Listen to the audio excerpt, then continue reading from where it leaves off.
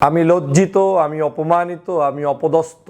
কারণ হচ্ছে আমি দেখলাম যারা বাংলাদেশের আমার এই দেশকে স্বাধীন করে দিয়েছে সেই সকল যুদ্ধ পরবর্তী অসুস্থ মানুষগুলো, যাদের কারো হাত নেই, যাদের কারো চক্ষু নেই, যাদের কারো পা নেই, তাদেরকে আজকে রাস্তায় বসে অবরোধ কর্মসূচি করতে হচ্ছে, অনশন করতে হচ্ছে।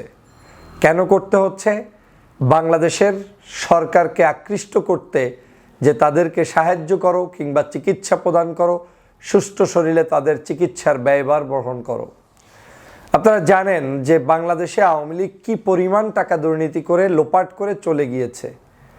এই দেশ যদি স্বাধীন না হতো, নতুন করে 5ই আগস্ট যদি বিপ্লব না হতো, তাহলে এই বাংলাদেশের কোনো কিছুই আপনার হাতে আমাদের হাতে থাকতো না।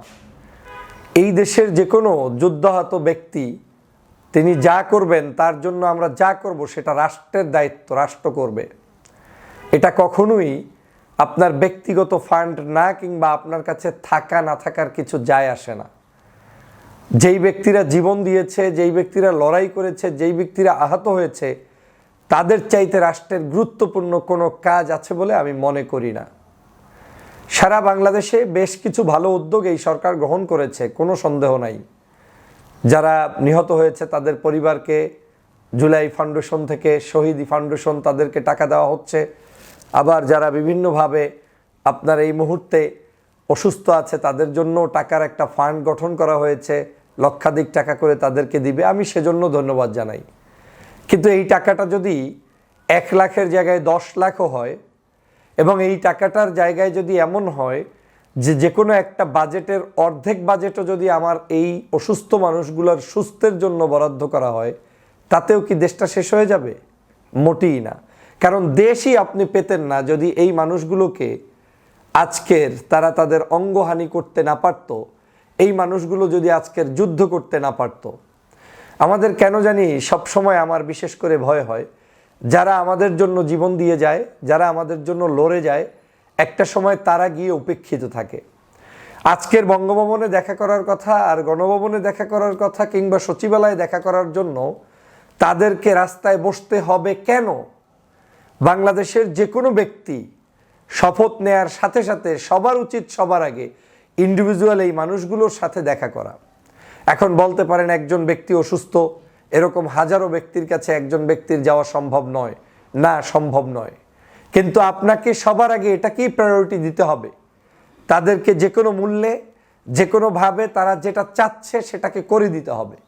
তারা আপনার কাছ থেকে বড় বড় টুইন টাওয়ার চাচ্ছে না, তারা চাচ্ছে সুচিকিৎসা। আমার দেশের টাকা খরচ করে, সেটা কোটি কোটি টাকা হলে কোটি কোটি টাকাই তার পিছনে ব্যয় করে বিদেশ থেকে চিকিৎসা করে আনতে হবে। কারণ আওয়ামী লীগ টাকাগুলো পকেটের মধ্যে রেখেছে, আর আমার দেশের এই যুদ্ধে যারা অংশগ্রহণ করেছে আমরা তাদের পিছনে এই টাকাটা খরচ করব। টাকা অপচয়ের নাম দিয়ে লেন্দি প্রসেস করে মানুষের কাছে টাকা পৌঁছতে দেরি হওয়া, এটাও এক ধরনের ব্যর্থতা। মনে রাখবেন, এই টাকা বিলাতে গিয়ে যদি আপনার সামান্য কিছু টাকার ব্যতিক্রমও হতো, কিছু অতিরিক্ত মানুষের পকেটেও যেত, তারপরেও এই মানুষগুলো টাকাগুলো সঠিক সময়ে হাতে পেত।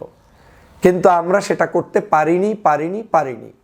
সৎ চিন্তা করতে গিয়ে অনেক সময় যেটা জরুরি সেই কাজটাও আমরা করতে পারিনি। হ্যাঁ, আমাদের দেশে এটাও সমস্যা, টাকা বিলাতে গিয়ে আপনি যদি কিছু এসরাফ হয়, কিছু অন্য মানুষদের পকেটেও টাকা যায়, অবশ্যই পত্রপত্রিকা লিখবে।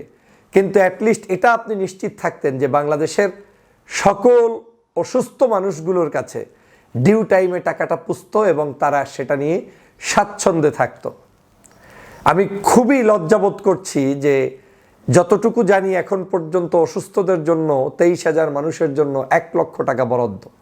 আমি মনে করি এইটা 1 লক্ষ নয়, বরং তাদের জন্য 5 লাখ 10 লাখও যদি বরাদ্দ করা হয়, সেটা কোনো অবস্থায় খুব বেশি অ্যামাউন্ট হবে না। আপনাকে এটা একটা বড় প্রজেক্ট ধরে নিতে হবে, একটা পদ্মা সেতু ধরে নিতে হবে, এটাকে ধরে নিতে হবে একটা 4 লাইন রোড, এটাকে ধরে নিতে হবে একটা বিশাল বাজেটের অঙ্ক, যে আমি এই দিয়ে এইটা করতে পারতাম, কিন্তু স্বাধীনতার পরে আর যাদের কারণে স্বাধীন হয়েছে আমরা তাদের জন্য এটা করব। শহীদি পরিবারগুলো খুঁজে খুঁজে বের করে বাংলাদেশে তাদের চাকরির পরিবারের ব্যবস্থা করা, নিশ্চিত করা। মনে রাখবেন, এই কাজগুলো যখন করা সম্ভব হবে না, তখনই এই পুঞ্জীবিত ক্ষোভের উপর ভিত্তি করেই এই সরকার বেকাফিলে পড়বে এবং তাদের বিরুদ্ধে জনরোষ তৈরি হবে। এ কথাগুলো এজন্যই বলছি যে আমরা এই সরকারকে প্রতিষ্ঠা করেছি, এই সরকার আমাদের সরকার, কিন্তু এই সরকারকে একলা চলনীতি বাদ দিয়ে প্রয়োজনে অভিজ্ঞ দক্ষ মানুষদেরকে সাথে নিয়ে তারপরে আপনার এই বিতরণ কর্মসূচি শুরু করতে হবে। বাজেট দিতে হবে, টাকা খরচ করতে হবে। এখানে কোনো সংকীর্ণ মানসিকতার কোনো স্থান দেয়া যাবে না। স্মরণীয় করে রাখতে হবে যে না, বাংলাদেশে একমাত্র একটা আন্দোলন, যেই আন্দোলনে মানুষ গিয়ে তার পা হারিয়েছে ঠিকই, কিন্তু সেই পা তো আর কেউ অরিজিনাল দিতে পারবে না, তবে তার চিকিৎসায় অবহেলা হয়নি। তিনি চক্ষু হারিয়েছেন ঠিকই, কিন্তু তার চক্ষু হয়তো অরিজিনাল ফেরত না দিতে পারলেও আমরা তাকে সুচিকিৎসার ব্যবস্থা করেছি, দেশে দিয়েছি, বিদেশে পাঠিয়েছি, অ্যাম্বুলেন্সে করে পাঠিয়েছি, এয়ার অ্যাম্বুলেন্সের সার্ভিস দিয়েছি। এরকম একটা শব্দচয়ন, বক্তব্য, চৌর সমগ্র বাংলাদেশে থাকতে হবে।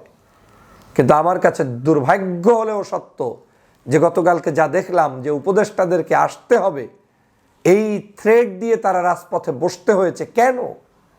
একজন উপদেষ্টাকে দেখলাম প্রয়োজনে আপনাদেরকে গাড়ি দিয়ে ডেকে ডেকে ওখানে আলোচনা করো। আরে প্রয়োজনে কিসের? 100% আপনি গাড়ি দিবেন, বাড়ি দিবেন, টাকা দিবেন, পয়সা দিবেন, ডেকে নিবেন, সচিবালয় থেকে লোক পাঠাবেন, লোকগুলো তাদেরকে বডিগার্ড দিয়ে নিয়ে যাবে। এরা আমার দেশের যুদ্ধ করেছে বিদায় আজকে আপনার পদে আছেন। এরা আজকে যুদ্ধ করেছে বিদায় আমি আপনার স্বাধীন মতো কথা বলছি। এরা আজকের যুদ্ধ করেছে বিদায় শেখ হাসিনা পালিয়ে গিয়েছে। অতএব তাদেরকে যদি প্রয়োজন হয়, যদি টুদি তো নাই, এই দেশের সর্বাগ্রে যারা নিহত হয়েছে, শহীদ হয়েছে, তাদের মূল্যায়ন করা, এরপরেরই হচ্ছে যারা আহত হয়েছে তাদের মূল্যায়ন করা, তারপরে রাষ্ট্রের বাকি সংস্কার করা। এই রাষ্ট্র সংস্কার করার জন্য যে ভাইটি এখন আহত হয়েছে তাকে আপনি খোঁজে নিবেন না, নিতে পারবেন না, এটা হতে পারে না। আমি মনে করি এটা একটা টিম ওয়ার্কের প্রবলেম। আমি মাঝে মাঝে অনুভব করি, যদিও আমি কখনোই মুখ ফুটে বলি না, বলতে চাইও না, করতেও চাই না, কিন্তু মনে হয় বাংলাদেশের কালচারে এসে যে না বললে মনে হয় না। আপনি আমাকে যে কোনো একটা জায়গায় ইনভলভ করেন, হোক সেটা পররাষ্ট্র মন্ত্রণালয়, স্বরাষ্ট্র মন্ত্রণালয়, কিংবা আপনার কি বলে প্রবাসী কল্যাণ মন্ত্রণালয়, না হয় এই যে মানুষের আজকে যারা শহীদ হয়েছে তাদের কোনো একটা কাজে আপনাকে আমি প্রমাণ সহ চ্যালেঞ্জ নিয়ে 2 সপ্তাহ সময় নিয়ে আমি যদি সেটা সুষ্ঠুভাবে দেখাতে না পারি, তাহলে দায়িত্ব ছেড়ে দিব। এই দুরবস্থা দেখার কোনো সুযোগ নেই। প্রবাসীরা পাসপোর্ট পাচ্ছে না, বারবার বলছি। এম্বাসিগুলোতে দালাল বসে আছে, বারবার বলছি। আমার বক্তব্য সঠিক হয়েছে? 2 দিন আগেও বলেছিলাম যে আজকের আসিফ নজরুলকে অপমান কারা করেছে? আওয়ামী লীগের দালালরা। আজকে দেখলাম 2 জনকে বহিষ্কার করেছে সেই জেনেভার। তো বাস্তবতা একটু দেরিতে করছেন, কিন্তু আমি তো এটা জানি সমগ্র জায়গায় একই চিত্র। কি মালয়েশিয়া, কি অস্ট্রেলিয়া, কি কানাডা, কি সৌদি আরব, প্রত্যেকটি জায়গায় দালাল বসে আছে, যাদেরকে রিমুভ না করা পর্যন্ত এই দেশে সুষ্ঠুভাবে প্রবাসী কল্যাণ মন্ত্রণালয় চলবে না। বিদেশি মানুষগুলো যেতে পারছে না, লাখ লাখ টাকা দিয়ে তাদেরকে যেতে হয়। এগুলো বন্ধ করতে হলে সঠিক নেতৃত্ব এবং যারা জানে তাদেরকে বসাতে হবে। এম্বাসিগুলোর দুরবস্থা, অ্যাম্বাসেডার পরিবর্তন করতে হবে। স্বাস্থ্য খাতের দুরবস্থা, স্বাস্থ্য খাতের আপনার এখানে সঠিক নেতৃত্ব নিয়ে আসতে হবে। আপনার বাংলাদেশের এরকম করে আজকের এই যে স্বরাষ্ট্র মন্ত্রণালয়, পররাষ্ট্র মন্ত্রণালয়, যে কোনো মন্ত্রণালয় কঠোর হতে হবে। কঠোর নয় শুধু, একজন উপদেষ্টা বাঘের মতো যেমন গর্জন থাকবে, সময় মতো তিনি আবার সকলের সাথে সমন্বয় করতে জানবে, রাজনৈতিক দলগুলোর সাথে তার একটা সুসম্পর্ক থাকবে, পাশাপাশি তার নেতৃত্বে একটা মানুষের মধ্যে একটা আন্তরিকতা বিরাজমান থাকবে। মানুষ তাকে বুকে টেনে নিবে, তার কথা, তার সাহসিকতা মানুষ তাকে অ্যাকসেপ্ট করবে। এরকম মানুষ দরকার। কেন জানি আমরা এই জিনিসগুলো থেকে ডাইভার্ট হয়ে যাচ্ছি। আমি বারবার অনুরোধ করছি, আসুন সবার আগে আমার এই যুদ্ধ হত ব্যক্তিদেরকে চিকিৎসার ব্যবস্থা এবং তাদের টাকা পয়সা দেওয়ার ব্যবস্থা সব এই সরকারকে ইমিডিয়েট করতে হবে। যদি না করেন, এরা যখন রাস্তায় বসে যাবে, আগে বসেছে সুস্থ মানুষ, এখন বসবে অসুস্থ মানুষ, সরকারের এদিক ওদিক সব কুল হারাতে বাধ্য হবে। সেই পথে নিবেন না। এই ভাইদের দিকে চিন্তা করে আপনাকে পথ একাতে হবে। এই ভাইয়েরা আমাদের শক্তি। শুধু এই ভাইয়েরা নয়, বাংলাদেশে যারাই যুদ্ধ করেছে, হয়তো অনেকে অসুস্থও হয়নি, তাকে প্রায়োরিটি দিন। আমাদের মধ্যে আর আমাদের যাদেরকে আমরা হটিয়েছি এর মধ্যে পার্থক্য আছে একটা। তারা তাদের পুষি পোনা যারা আছে প্রত্যেককে কোটি কোটি টাকা দুর্নীতি করার সুযোগ করে দিয়ে তারপরে রাষ্ট্র চালিয়েছে। আমরা দুর্নীতি করতে তো চাই না, কাউকে দুর্নীতি করতে দিতেও চাই না, কিন্তু যারা অসুস্থ তাকে তো আপনার চিকিৎসা দিতে হবে, সেখানে কোনো গরিমসি চলবে না। আমি মনে করি এটা একটা বড় ধরনের ব্যর্থতা। না হয় এরকম রাত 3টায় 5টায় আপনাদেরকে যেতে হবে। কেন আপনাদেরকে থ্রেট করে নিতে হবে? কেন? কারণ দূরত্ব তৈরি হয়ে গিয়েছে। কেন তারা ডক্টর ইউনূসের সাথে দেখা করতে পারবে না? কেন তারা উপদেষ্টাদের সাথে দেখা করতে পারবে না? প্রতিটা দিন সচিবালয় বলে দেওয়া থাকবে যে কোনো অসুস্থ ব্যক্তি, সে যতটুকু অসুস্থ হোক না কেন, আমাদের এই মন্ত্রী পরিষদ বিভাগ সব চেয়ার তাদের জন্য মুক্ত। যে কোনো সময় তারা আসবে, যে কোনো মুহূর্তে দেখা করবে। তাদেরকে চিকিৎসা করব না আর আমি ফ্ল্যাগ উড়িয়ে ঘুরব?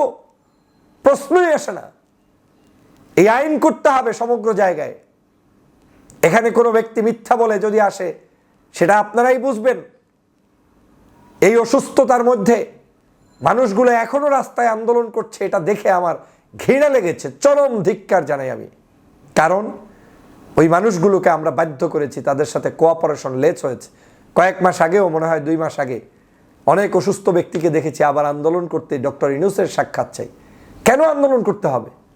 ডক্টর ইউনূস সাহেবের অফিস 24 ঘন্টা খোলা থাকলে তার মধ্যে আমার এই ভাইদের জন্য, অসুস্থ ভাইদের জন্য প্রয়োজনে এভরিডে 2 ঘন্টা 1 ঘন্টা সময় থাকবে। যারা আসবে, বসবে, কথা বলবে, তাদের বেদনার কথা জানিয়ে যাবে। সমস্যা কোথায়? এটা চাইলেই সম্ভব। কিন্তু আমরা সেই আবারও যেন আমলাতান্ত্রিক জটিলতায় না ধরাই। আমরা যাতে আবারও সেই প্রোটোকল মেনটেন করতে গিয়ে আমাদের ভাইদেরকে ভুলে না যাই, সেটা আমাদেরকে সতর্ক হতেই হবে। না হয় মহা বিপদ সামনে আছে। প্রিয় সহযোদ্ধা ভাইরা, আমাদের সাহসী মানুষ দরকার, দেশ পরিচালনায় সাহসী নেতৃত্ব দরকার, এবং যদি সেক্ষেত্রে সবাই না হয়, অন্ততপক্ষে টিমের মধ্যে কিছু ভয়বিহীন ঊর্ধ্বে মানুষ দরকার, যারা সত্যিই টিমটাকে এগিয়ে নিয়ে যেতে সক্ষম। আসুন বাংলাদেশের জন্য প্রে করি, এই দেশকে এগিয়ে নিয়ে যাই। শহীদদের রক্ত যাতে বৃথা না যায়, অসুস্থ মানুষগুলো যাতে সুস্থ হয়, আল্লাহর দরবারে সেই দোয়া করে বিদায় নিচ্ছি। আল্লাহ হাফেজ। আসসালামু আলাইকুম ওয়া রাহমাতুল্লাহি ওয়া বারাকাতুহু।